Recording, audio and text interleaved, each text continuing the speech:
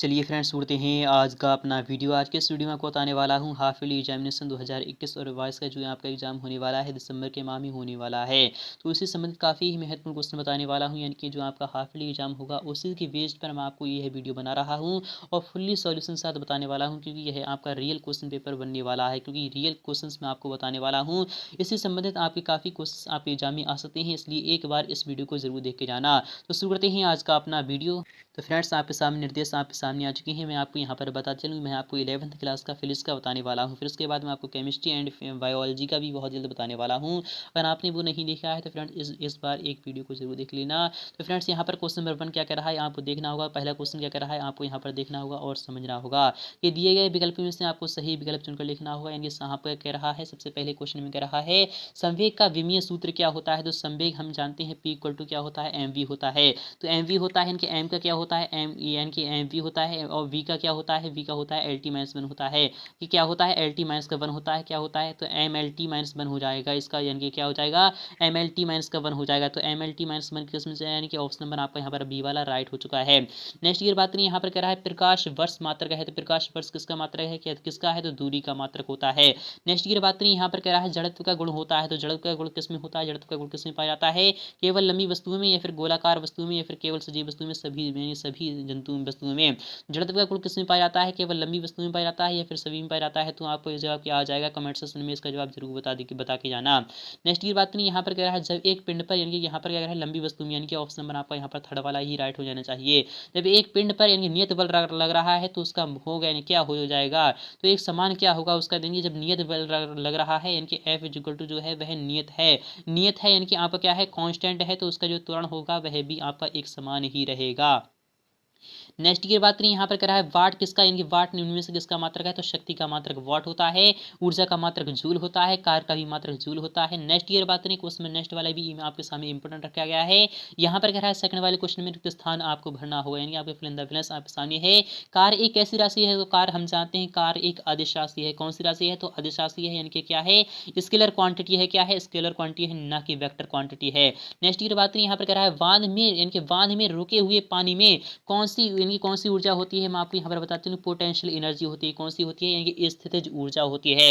Next की बात नहीं, यहाँ पर कह रहा है कोणीय वेग में परिवर्तन की दर को क्या कहते हैं, तो कोणीय वेग में जो परिवर्तन होता है, कोणीय वेग क्या होता है, तो ओमेगा होता है। उसमें वेग में परिवर्तन की दर को क्या कहते हैं, कि उसके वेग में परिवर्तन की दर को हम क्या कहते हैं, कोणीय त्वरण कहते हैं। क्या कहते हैं, कोणीय त्वरण आपका यहाँ पर क्या आ जाएगा, यानी कि क्या हो जाएगा, अल्फा भी हम उसे कह सकते हैं। फिलहाल आपको क्या करना है, आपको सिंपली यहाँ पर क्या लिख देना है, कोणीय लिख देना है। फिर उसके बाद आपको ये लिख देना है यहाँ पर त्वरण, क्या लिख देना है, कोणीय त्वरण कहते हैं, कि कोणीय वेग में परिवर्तन की दर को कोणीय त्वरण कहते हैं। नेक्स्ट की बात नहीं, यहाँ पर कह रहा है कोणीय संवेग पिंड की क्या माप होती है, तो कोणीय जो संवेग होता है उसके जो पिंड की जो माप होती है, क्या क्या इनकी पिंड की जो माप होती है, अर्थात उसे किससे दर्शाया जाता है, उससे दर्शाते हैं हम डीजे से दर्शाते हैं। किससे दर्शाते हैं, तो डीजे से दर्शाते हैं। किससे दर्शाते हैं, तो जे से दर्शाते हैं। उसे कैसे, किससे, तो जे से दर्शाते हैं। नेक्स्ट की बात नहीं, यहाँ पर कह रहा है घूर्णन के अक्ष बदल जाने से कि भी बदल जाता है। तो घूर्णन के जो अक्ष होती है उसके बदल जाने से क्या बदल जाता है, तो आपको इसका जवाब बताना होगा। तो घूर्णन के अक्ष बदल जाने से क्या बदल जाता है, आपको इसका भी जवाब लिखना होगा।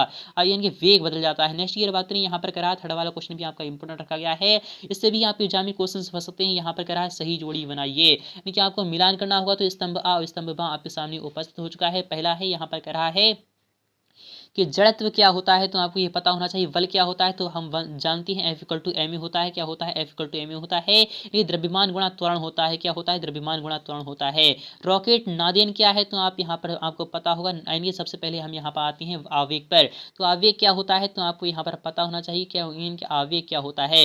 तो आवेग आपको यहाँ पर पता होना चाहिए आवेग क्या होता है। तो आवेग क्या होता है, गति का तृतीय नियम क्या होता है, गति का तृतीय नियम क्या होता है, आपको यहाँ पर पता होना चाहिए। गति के तृतीय नियम को हम कहते हैं क्रिया प्रतिक्रिया का नियम। और आवेग क्या होता है, तो आवेग क्या होता है, बल के कुल प्रभाव की माप होती है, या फिर इनकी द्रव्यमान होता है, या फिर संवेग संरक्षण होता है। तो इनके रॉकेट जो होता है, रॉकेट तो आपका संवेग संरक्षण पर चला जाएगा। और आवेग क्या होता है, और यहाँ पर कह रहा है जड़त्व क्या होता है, तो जड़त्व में बल के कुल प्रभाव की यानी माप होती है। क्या होती है, आवेग जो होता है बल के कुल प्रभाव की माप होती है। और जड़त्व क्या होता है, जड़त्व होता है द्रव्यमान पर, यानी द्रव्यमान पर निर्धारित करता है। यानी कि ऑप्शन नंबर आपका ई पर चला जाएगा। आई होप आपको समझ में आ चुका हो, यानी कि मैंने सभी मिलान कर दिए। बल होता है वह द्रव्यमान गुणा त्वरण चाणक्य होता है। रॉकेट नादिन क्या होता है, संवेग संरक्षण पर कार्य करता है। और आवेग क्या होता है, बल के कुल प्रभाव की माप होती है। गति का तृतीय नियम क्या है, क्रिया प्रतिक्रिया का नियम है, एक्शन एंड रिएक्शन है। आप यहाँ पर पूरा का पूरा देख सकते हैं। आई होप ये भी आपके समझ में आ चुका होगा। अगर आपको समझ में आ चुका है तो 1 लाइक तो बनता है, 1 लाइक कीजिएगा। और चैनल को सब्सक्राइब नहीं किया है तो चैनल को जरूर सब्सक्राइब कर लीजिएगा। चौथे वाले क्वेश्चन की बात करें, यहाँ पर कह चौथा वाला क्वेश्चन भी आपका इंपोर्टेंट है। एक शब्द या फिर एक वाक्य में आपको आंसर देना होगा। पहला क्वेश्चन है, तुल्यकाली उपग्रह का आवर्तकाल कितना होता है। तो कुल तुल्यकाली उपग्रह का आवर्तकाल कितना होता है, आपको कमेंट सेक्शन में बताना होगा। द्रव्य की बूंद गोलाकार क्यों होती है, आखिर वह चौकुटी भी तो हो सकती है, बट वह गोलाकार ही क्यों होती है, क्योंकि द्रव्य होता है, द्रव्य वह क्या होता है, कण के रूप में इनकी व्यवस्थित रहना चाहता है। इस प्रकार से लिख दीजिएगा, आपका आंसर आ जाएगा। चक्रीय परिक्रम क्या है, इनके वह परिक्रम जो कि लगातार चलता रहे उसे हम चक्रीय परिक्रम कहते हैं। नेक्स्ट की बात है, एक अश्व शक्ति का मान वाट में क्या होता है, तो 746 वाट होता है। कितना होता है, 746 वाट के बराबर होता है। नेक्स्ट की बात करें, पृथ्वी पर पलायन वेग का न्यूनतम मान कितना होता है, तो पृथ्वी पर पलायन वेग का जो न्यूनतम मान होता है वह कितना होता है, आपको कमेंट सेक्शन में बताना होगा। यहाँ पर कह रहा है एक न्यूटन बल की परिभाषा आपको बताना होगी। एक न्यूटन बल क्या होता है, F=ma होता है। क्या होता है, F=ma से हम दर्शा सकते हैं कि यदि किसी 1 किलोग्राम भार की वस्तु पर 1 मीटर प्रति सेकंड स्क्वायर के त्वरण से उस पर कार्य किया जाए तो उस पर लगने वाले बल को हम क्या कहते हैं, 1 न्यूटन बल कहते हैं। इस प्रकार से लिख दीजिएगा। नेक्स्ट की बात करें कि बंदूक की गोली चलाते समय पीछे की ओर धक्का लगता है, आखिर क्यों लगता है, तो संवेग संरक्षण के नियम से आप यहाँ पर बता सकते हैं। इनके जो होता है, बंदूक का चालक जो होता है वह पीछे की ओर उसे धक्का लगता है, तो वह क्यों लगता है, आपको कमेंट से बताना होगा। तो आप संवेग के कारण लगता है, इस प्रकार से लिख दीजिएगा, आपका आंसर आ जाएगा। नेक्स्ट ये बात नहीं, न्यूटन का सार्वत्रिक गुरुत्वाकर्षण का नियम क्या है, तो गुरुत्वाकर्षण के लिए मैं आपको केवल और केवल क्या बता रहा हूँ, यानी कि सार्वत्रिक गुरुत्वाकर्षण का जो नियम होता है वह क्या होता है। मान लेते हैं यहाँ पर m1 द्रव्यमान का एक पिंड है और यहाँ पर क्या है, m2 द्रव्यमान का एक पिंड है। उसकी जो दूरी है वह क्या है, तो r यानी कि r है, तो F= इसके जो बीच के जो मध्य जो यानी कि बल लगता है वह क्या होता है, तो वह क्या होता है, तो m1 प्लस यानी कि क्या होता है, m1 m2 m1 यानी कि m1 m2 अपॉन क्या होता है, r² होता है। और यहाँ पर g आ जाएगा कांस्टेंट, F=g/m/r²। इस प्रकार से इसकी जो परिभाषा होगी वह आप यहाँ पर खुद लिख सकते हैं। नेक्स्ट ये बात नहीं, यहाँ पर कह रहा है g तथा g में आपको संबंध लिखकर बताना होगा। तो g जो होता है वह गुरुत्वीय त्वरण होता है। और यहाँ पर क्या कह रहा है, जी यानी बड़ा जी कैपिटल जी क्या होता है, तो कैपिटल जी हम जानते हैं क्या होता है, गुरुत्वाकर्षण नियतांक लिख दीजिए आप यहाँ पर। इस प्रकार से लिख दीजिए। आई होप आपके समझ में ये भी आ चुका हुआ है। नेक्स्ट ये बात नहीं, यहाँ पर कह रहा है ससंजक बल तथा आसंजक बलों का आपको अर्थपूर्ण लिखना होगा। तो ससंजक बल कौन सा होता है, आसंजक बल कौन सा होता है, आपको वो सभी बताना होगा। वाष्पगलन की आपको गुरुत्व ऊष्मा बताना है, ये भी आपके एग्जाम में आ सकता है। ऊष्मा गतिकी का आपको शून्य कोटि का मान लिखना होगा।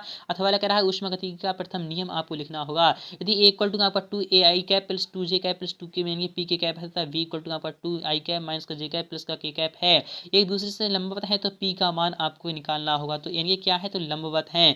क्या है, तो लंबवत है, यानी कि लंबवत क्या होते हैं कि दोनों ही क्या है, तो लंबवत है, तो p का मान आपको निकालना होगा। इस प्रकार से यानी क्या किस प्रकार से है, तो आपके सामने दिया रहे हैं। आपको क्या करना है, यानी क्या करना है, तो p का मान निकालना है। तो आप यहाँ पर दोनों ही क्या है, दोनों ही वेक्टर दिया रहे हैं, तो आप यहाँ पर ले सकते हैं। तो p का मान आपको यहाँ पर डायरेक्टली बता रहा हूँ, यहाँ पर कितना आ जाएगा, तो आप यहाँ पर ले सकते हैं। आई होप ये भी आपके समझ में आ चुका होगा। यानी कि a vector and v vector का आप यहाँ पर यानी क्रॉस प्रोडक्ट कर दीजिएगा, आपका आंसर आ जाएगा। नेक्स्ट ये बात नहीं, डी बल F= आपका जो है वह 3i कैप माइनस का 4j कैप प्लस 9 के कैप यानी न्यूटन वस्तु पर लगने से वस्तु का विस्थापन जो है वह ये है, तो मीटर लगाए द्वारा बल द्वारा की गए कार्य की आपको गणना करना है। तो कार्य क्या होता है, W= क्या होता है, Fs होता है। दोनों का क्रॉस प्रोडक्ट हो जाता है, क्या हो जाता है, आपको क्या हो जाता है कि आपका क्या हो जाता है, डॉट प्रोडक्ट हो जाता है। डॉट प्रोडक्ट करने के पर आपका यानी 3 9 में आपको यहाँ पर डायरेक्ट बता रहा हूँ 9 हो जाएगा। फिर उसके बाद आपका यहाँ पर आ जाएगा 416 आ जाएगा। फिर उसके बाद आपको यहाँ पर कितना आ जाएगा, 9×72 आ जाएगा।